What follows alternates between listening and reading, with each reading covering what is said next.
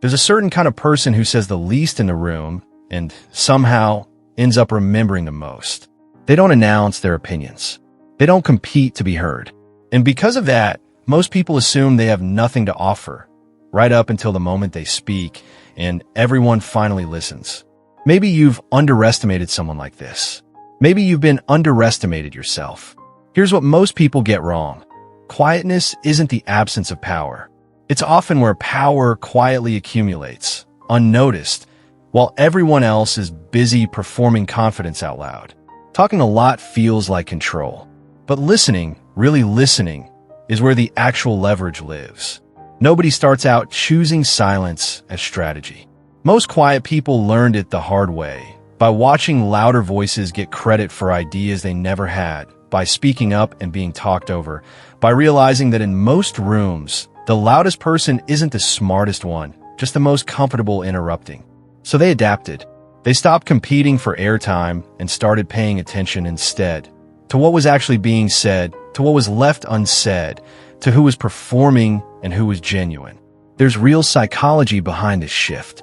While others are busy formulating their next sentence, quiet people are absorbing information in real time, reading tone, noticing contradictions, tracking the room. Cognitive research consistently shows that listening activates deeper processing than talking does, because the brain isn't split between speaking and comprehending. It's fully focused on one thing, understanding. That's why the quiet person in the meeting often has the clearest read on what's actually happening. They were never distracted by the sound of their own voice. People mistake this for passivity, or worse, for having nothing to contribute. It's almost always the opposite. Quiet people tend to be the ones holding the most information in any room, simply because they spent the whole time gathering it instead of giving it away. When they finally do speak, it tends to land harder, not because they raised their voice, but because everyone can tell the words were chosen, not just released. This kind of quiet wasn't free. It was built from moments of being overlooked, passed over, underestimated by people who confused volume with value. What they discovered, slowly, is this: you don't have to fight for a seat at the table if you make the table need you. Influence built on substance outlasts influence built on noise. Psychologists call this quiet confidence, a kind of self-assurance that doesn't require external validation to feel real. Quiet people aren't insecure about staying silent. They've simply stopped needing the room's approval to know their own worth.